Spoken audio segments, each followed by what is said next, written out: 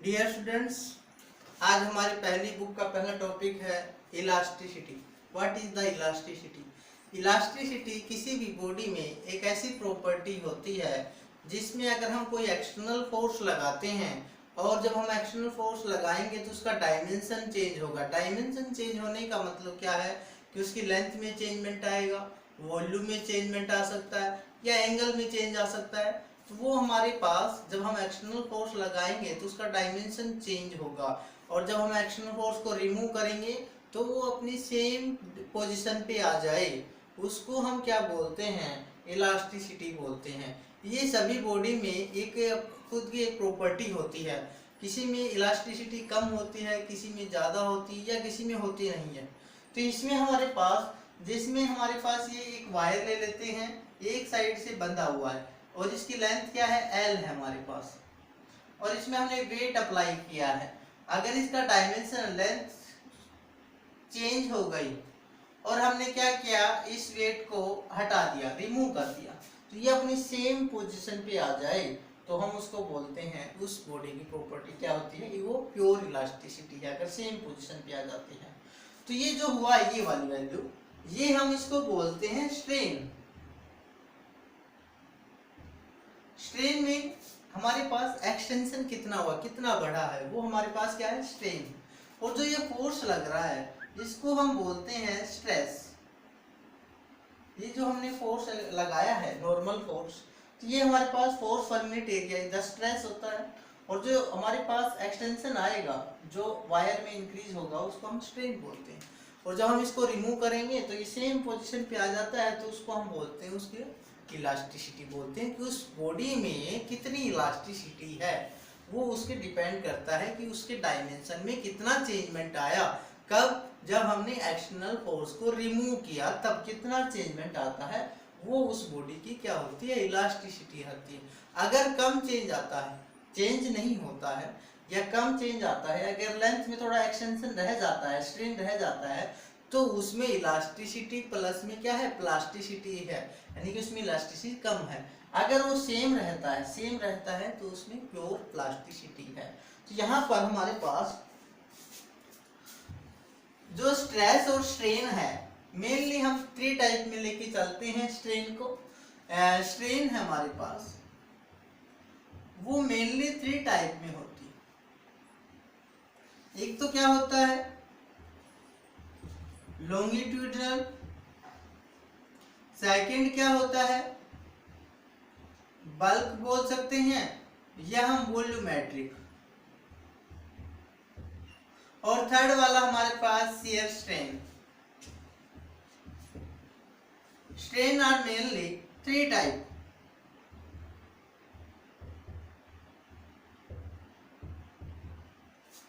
Longitudinal strain, bulk बोल सकते हैं या वॉल्यूमेट्रिक स्ट्रेन बोल सकते हैं, शियर स्ट्रेन बोल सकते हैं। तो हम इनका अलग अलग डिस्कस कर लेते हैं। पहले हम लॉन्गिट्यूडनल स्ट्रेन ले लेते हैं। तो फर्स्टली हमारे पास कौन सा होगा? Longitudinal strain. तो फर्स्ट हमारे पास है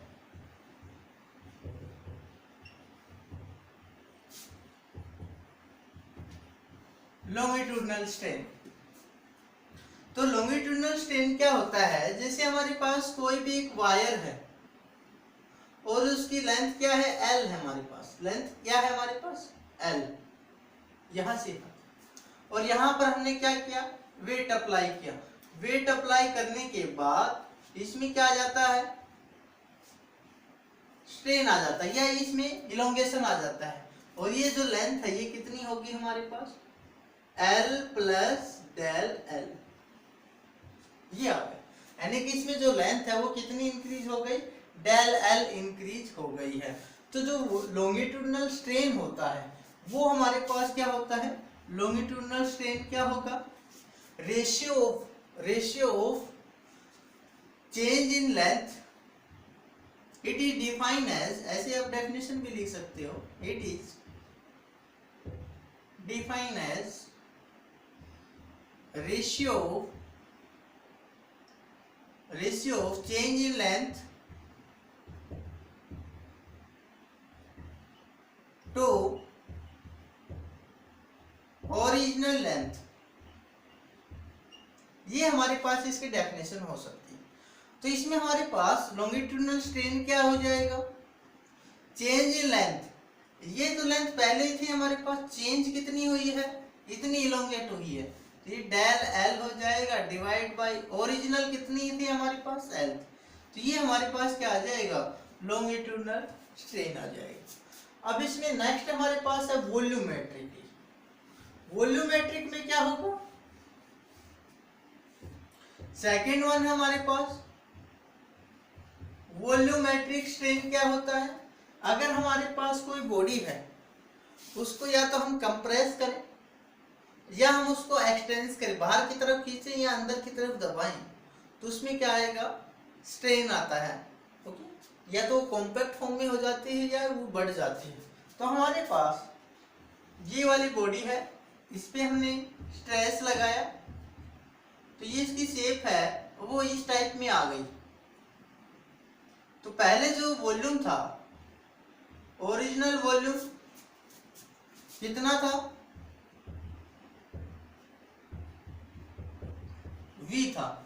अब कितना चेंज हो गया है, चेंज हो गया हमारे पास B माइनस डेल V, ये चेंज हो गया हमारे पास क्योंकि कम हो गया है।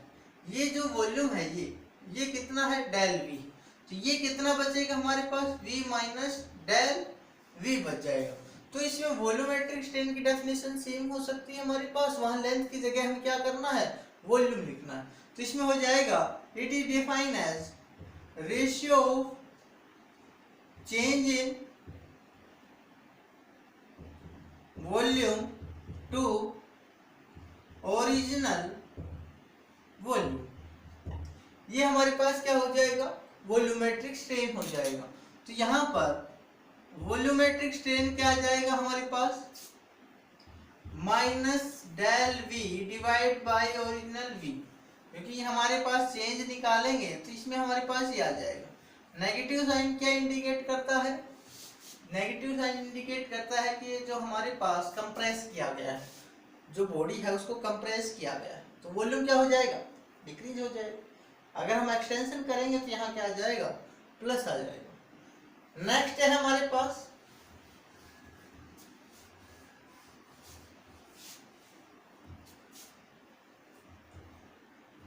Shear strain. शियर स्ट्रेन क्या होता है, जैसे हमारे पास ये बॉडी है, इसका जो बेस है, नीचे वाला जो पार्ट है, एरिया है, वो क्या होगा, फिक्स रखेंगे, और जो ऊपर वाला है, जैसे ये वाला हमने फिक्स कर दिया है और ऊपर वाले पे हम अप्लाई करेंगे स्ट्रेस यहां से, तो ये हमारे पास जो पोजीशन है इस टाइप में है।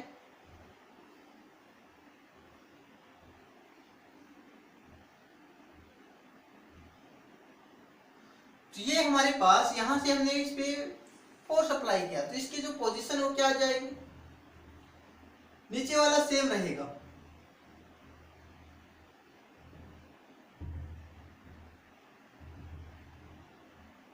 ये आ जाएगा हमारे पास।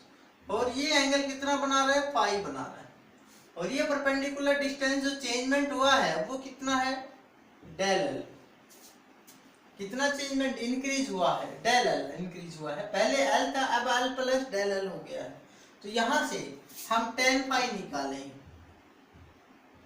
टेन पाई कितना आ जाएगा हमारे पास, del L divide by L आ जाएगा। ये हमारे पास क्या हो जाएगा, शियर स्ट्रेन हो जाएगा।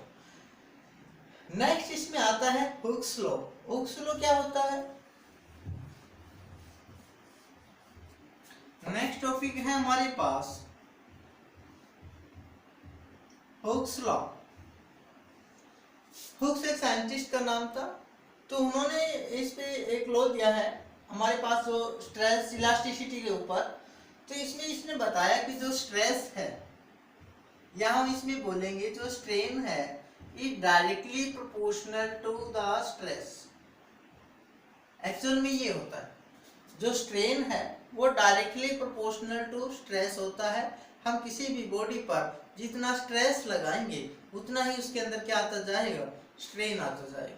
बट एक्चुअली हम इसको कैसे पढ़ते हैं, बुक्स में भी यही दिया होता है हमें, stress is directly proportional to strain. But actually में जो फॉर्मूला है वो यहाँ से निकल के आएगा हमारे पास। Stress is directly proportional to strain. Strain कहाँ से आएगा जब तक हम स्ट्रेस नहीं लगाएंगे तो ये वाला फॉर्मूला हमारे पास ऐसे लिखेंगे इसको। स्ट्रेन होता है वो स्ट्रेस के डायरेक्टली प्रोपोर्शनल होता है। जितना हम स्ट्रेस लगाते जाएंगे बॉडी के ऊपर उतना ही उसमें क्या आता जाएगा, स्ट्रेन आता जाएगा। स्ट्रेन का मतलब एक्सटेंशन आता जाएगा हमारे पास। तो इसमें हमारे पास डायरेक्टली प्रोपोर्शनल कांस्टेंट हम क्या ले लेते हैं, जो स्ट्रेन है is equal to stress divide में हमारे पास हुक्स लॉ कांस्टेंट आ जाता है। हम ई से डिनोट कर लेते हैं। डायरेक्टली प्रोपोर्शनल डिवाइड में भी हो सकता है, मल्टीप्लाई में भी हो सकता है। तो हमारे पास हुक्स लॉ में क्या आ जाएगा, स्ट्रेस, ये मॉडुलस कांस्टेंट है हमारे पास, मॉडुलस ऑफ इलास्टिसिटी का कांस्टेंट है ई द स्ट्रेन। ये हुक्स लॉ क्या कहता है, अगर हम किसी बॉडी पर जितना स्ट्रेस लगाते जाएंगे उतना ही उसमें क्या आता जाएगा, एक्सटेंशन आता जाएगा, स्ट्रेन आता जाएगा। और जैसे ही हम वहां पर स्ट्रेस हटाएंगे यानी फोर्स हटाएंगे तो अपनी ओरिजिनल पोजीशन में आ जाएगा। तो इसमें हमारे पास इसका जो अगर डायग्राम बनाए हम यहाँ पर ग्राफ बनाए तो ये ऐसे आता है। यहाँ पर स्ट्रेस होगा और यहाँ कितना क्या होगा हमारे पास, स्ट्रेन होगा, यानी कैसे डायरेक्टली प्रोपोर्शनल आता जाता है। बट ये हुक्स लॉ है, ये सिर्फ इलास्टिक लिमिट तक ही काम करता है। इलास्टिक लिमिट का मतलब क्या है, अगर हम जितनी बॉडी पर जितना फोर्स लगाएंगे और वो अगर हम फोर्स रिमूव करेंगे तो अपनी ओरिजिनल पोजीशन पे आ जाए।